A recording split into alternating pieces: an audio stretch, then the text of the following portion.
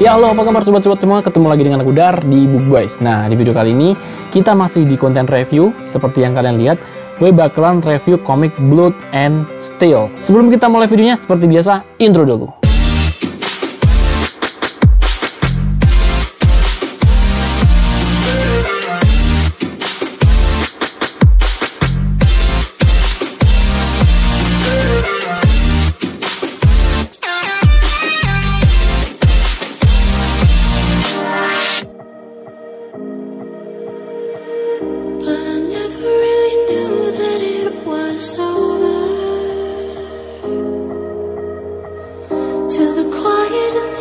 So, gue mohon maaf banget ya buat teman-teman semua, karena Bang Dar ini uploadnya agak molor-molor gitu, karena Bang Dar lagi sakit. Seperti yang kalian lihat ya, ini wajah gue lagi nggak enak banget.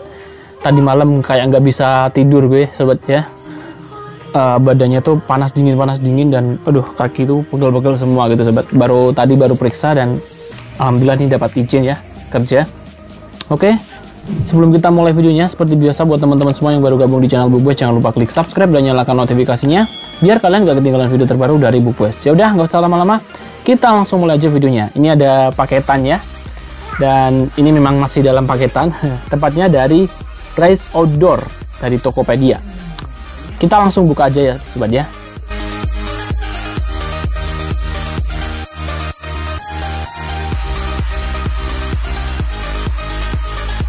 Nah, ini dia sobat paketannya. Komik ini tuh diterbitin sama MNC Komik ya.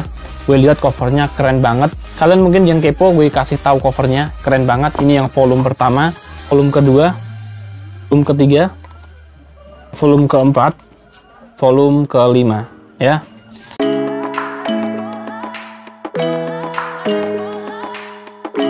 So, ini dia sobat komik Blood and Steel, yang kalau diartikan judul ini tuh berarti bahasa Indonesianya Darah dan Besi. Komik ini tuh karyanya Unicorn Studios dan Joseph, original novel writer-nya ya. Di sini nggak begitu lengkap tulisannya. Kalau di dalam nanti ada lengkap kayak kreatornya, artnya itu bisa dibagi-bagi sobat. Komik ini tuh diterbitin sama MNC Komik ya sobat ya. Nah, kalian bisa lihat sekilas, covernya itu menarik banget ya, yang volume pertama. Apalagi yang volume kedua ini tuh wow, kece banget. Gue itu suka banget sama toko yang satu ini sobat, keren banget. Nah, ini yang cover ketiga ini juga tak kalah keren ya. Ini yang cover keempat, dan ini yang cover kelima. Oke, kita kembali ke cover pertama tadi ya. Nah, ini dia tampilan depannya. Seperti yang kalian lihat, di sini ada tulisannya satu, berarti memang komik ini tuh komik serial ya. Di bagian samping ada logo MNC, ada Unicorn Studios, Joseph, ada tulisannya Blood and Steel, ada volumenya, dan berarti di sini nggak ada gambar kecilnya ya sobat ya. Di bagian belakang kalian bisa lihat ada kayak gambar kecilnya, ada sedikit sinopsisnya, kemudian ada detail komiknya sobat. Karena ini memang komik lama, jadi nggak dikasih harganya gitu ya. Nah, di sini kalian bisa lihat ini komik dari MNC yang dikategorikan ratingnya untuk remaja ya. Dan untuk harganya, karena ini tuh udah komik yang lama banget, jadi gue nggak tahu ini tuh harganya berapa. Tapi kalau Bang Dar ngira-ngira komik ini tuh harganya berkisar 20 ribuan kalau nggak salah sobat. Nah, ini dia ya. Nah, untuk covernya, komik ini tuh pakai laminasi doff ya. Baik depan, samping, maupun belakang. Semuanya pakai laminasi doff sobat. Dan karena formatnya tipis seperti ini, tentu kalian udah tahu bahwa komik ini tuh dulu dicetak dalam format reguler ya. Oke, ini dia komiknya.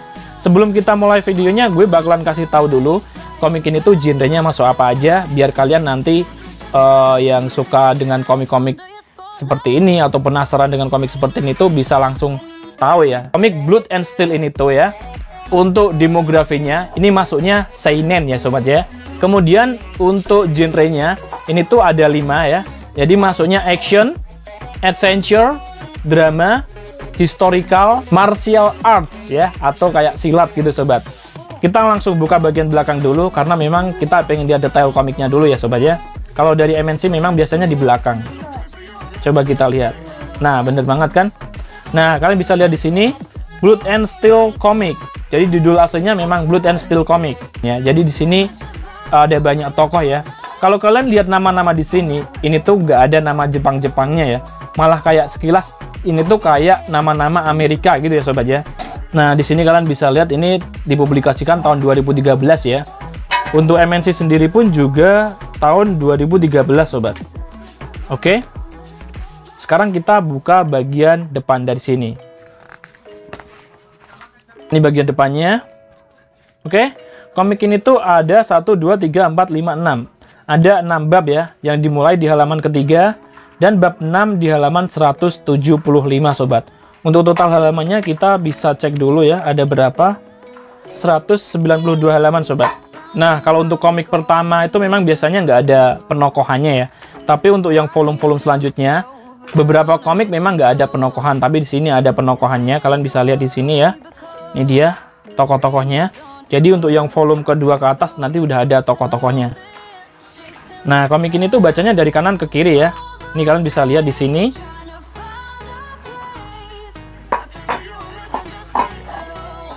Untuk panel-panelnya juga nggak terlalu rumit ya. Bahkan cuma kotak-kotak seperti ini. Teksnya juga sedikit di bagian awal ini. Nah, ini sekilas kalian udah bisa lihat ya sobat ya. Bahkan Bang Dar sendiri baca ini tuh kayak nggak lepas pandangan sobat. Artnya itu keren banget, super keren, realistis banget. Bahkan kalau untuk cover-covernya, ini tuh bisa bener-bener realistis nih ya. Kalian bisa lihat ya. Ya, kalau untuk covernya, pewarnaannya tuh bisa bener-bener realistis sobat. Kalau di dalamnya nggak serealistis yang di bagian cover sih ya, tapi bener-bener keren banget sobat. Ini kalian bisa lihat sobat. Nah, ini dia. Jadi untuk art, Bang Dar menilai ini tuh artnya keren banget ya. Kalau komik ini tuh buat kalian yang suka dengan komik-komik dengan tulisan sedikit, komik ini tuh cocok banget sobat ya.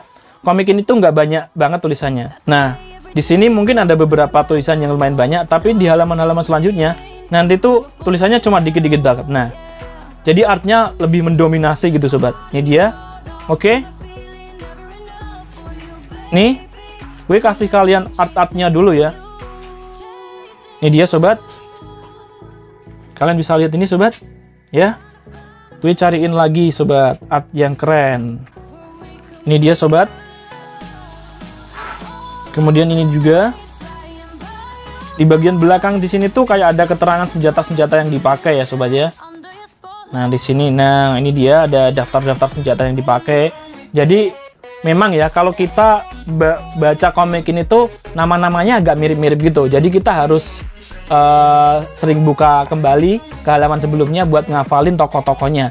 Dan untuk senjata-senjatanya itu memang nama-namanya agak susah dihafalin. Jadi di bagian belakang ini tadi tuh membantu banget ya nama-nama senjata ini sobat.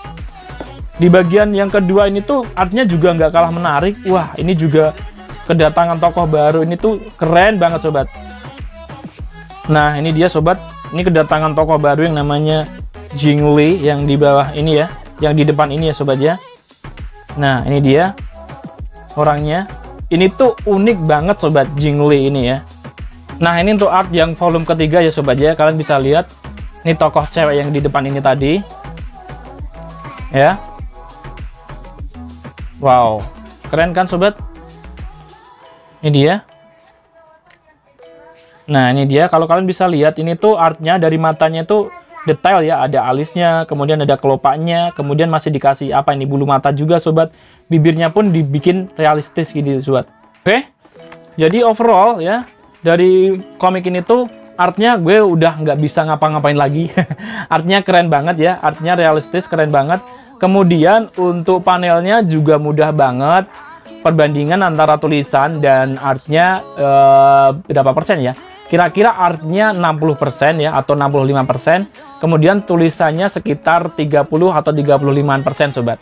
Ya kurang lebih kita baca komik ini tuh lebih menikmati artnya gitu loh sobat. Tapi kalau kalian lihat tokoh-tokoh di sini memang semuanya nama-nama Cina sobat. Dan tapi untuk cewek ini berasal dari Jepang ya sobatnya. Kemudian untuk yang laki-laki ini tuh dia tuh berpetualang belahan dunia manapun gitu loh sobat. Nah, untuk jalan ceritanya gue kasih sedikit bocorannya. Jadi komik ini tuh ceritanya menarik dan keren banget.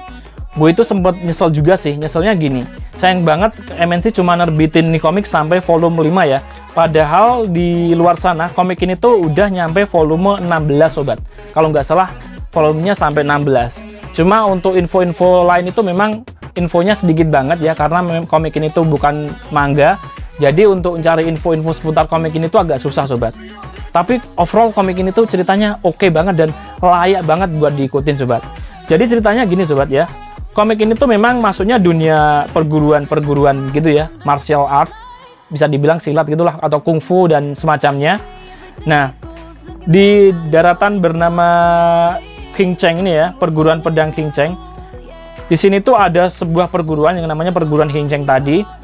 Sebuah perguruan yang sangat hebat dan dihormati banyak orang gitu loh sobat.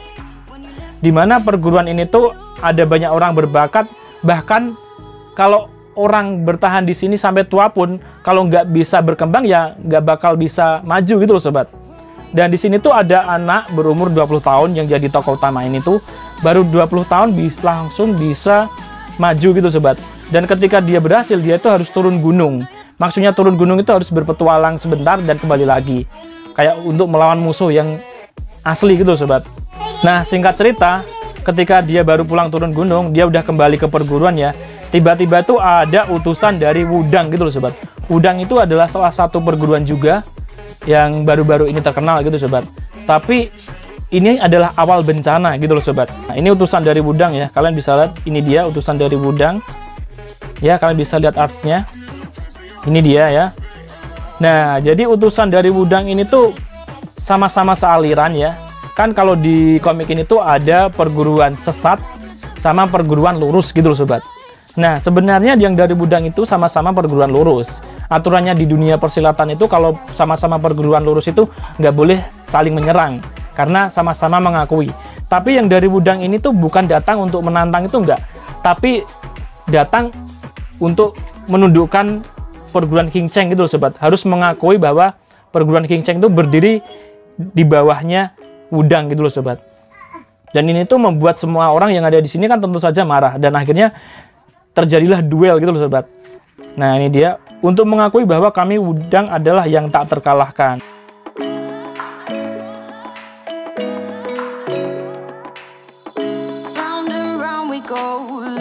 Dan di volume kedua ini tuh akhirnya dia lari ya, lari ke hutan dan bertemu dengan seorang ini yang namanya Jingli tadi.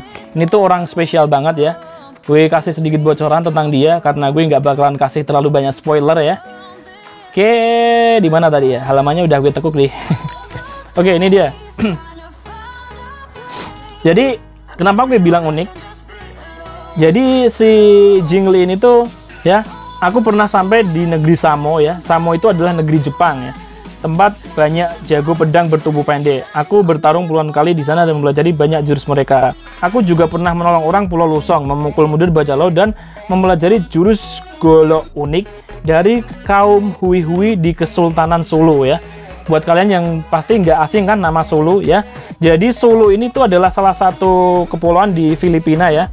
Untuk kaum Hui itu adalah kaum Muslim ya sobat ya. Ini ya ada tulisannya kaum Muslim di Sulu. Kemudian di sini juga ada, lalu dari Shanluo aku belajar ilmu tinju dan belati. Sempat juga tersesat di rimba Zhang Chengguo, bertahan dengan makan ular. Di sini ada tulisannya ya Vietnam Tengah. Kemudian di negeri Sumatera, di sini juga disebutkan dia di negeri Sumatera juga. Demi mendapatkan ongkos perjalanan, aku pun menjadi petarung aduan. Sampai di Mancijia, aku sempat bersih tegang dengan orang Volang yang kulitnya seperti hantu. Untuk Volang itu Portugis ya sobat ya. Oke. Jadi dia tuh berpetualang ke mana-mana. Dan untuk bahasan tentang Indonesia, di sini di belakang masih ada lagi ya yang lebih detail tentang tokoh utama tadi. Oh iya, ini tuh ada art yang keren banget. Kalian bisa lihat. Oke, lanjut. Ini ya. Oke, ini yang pembahasan dari tokoh ini tadi, Jingli ini. Kalian bisa dilihat sini ya. Senjatanya itu dayung ya. Dayung. Kemudian kayak pedang panjang seperti ini, ada pedang pendek, ada pedang agak pendek, kemudian seperti ini. Senjatanya banyak banget sobat. Nah, dan tubuhnya itu penuh tato ya. Di bagian punggung ada tatonya dari India, Hanuman. Kemudian di tangannya ada tato matahari, di sini ada tulisannya ya. Tato yang dibuat di Pulau Sumatera, bagian luar seperti matahari, lambang kekuatan, bagian dalam menyerupai keong sebagai lambang kebijaksanaan. Bila digabung, arti tato ini adalah prajurit yang hebat. Kemudian kalung yang dipakai ini tuh nggak sembarangan ya. Kalungnya di sini kayak ada salib, kemudian ada kotak-kotak seperti itu. Di sini ada ya. Jadi di sini ada yang pertama, di sebelah sini adalah jimat Muslim. Di sini jimat Siam. Kemudian salib Portugis dari Malaka. Jimat mata tunggal suku Faisali dan jimat tradisional Muslim. Wah, ini tuh lengkap banget ya. Bahkan ada tato bunga juga dan lain-lain. So, overall komik ini tuh sebenarnya bahasanya itu walaupun settingnya lebih ke Chinese ya, tapi bahasanya itu meluas gitu loh sobat. Makanya gue bilang, waduh sayang banget ya MNC cuma terbitin nih komik sampai volume 5 aja. Nggak tahu ini mungkin dari MNC-nya atau dari penerbit Unicorn Studios-nya gitu sobat. Oke, kira-kira ini tadilah sedikit reviewnya sobat. Buat kalian yang baca komik ini, yang mau beli komik ini pun ya, kalian beli aja di online shop, masih banyak. Yang nggak terlalu banyak sih, tapi masih banyak kok yang jual. Ada sekitaran beberapa puluh toko gitu sobat, yang jual volume 1-5. Komiknya keren banget. Kalian nggak bakalan nyesel beli dan baca komik ini sobat. Yakin deh.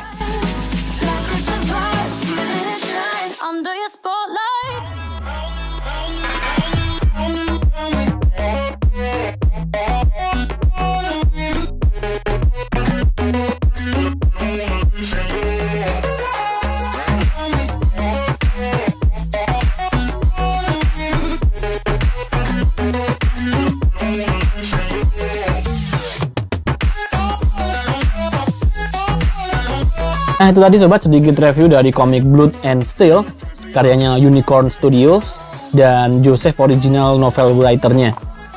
Semoga sharing ini bermanfaat buat teman-teman semua. Jika kalian suka dengan konten ini silahkan like, dan jika kalian tidak suka silahkan unlike saja, atau kalian bisa komen juga ya. Saya Dar, pamit dulu. Salam books lovers. Bye.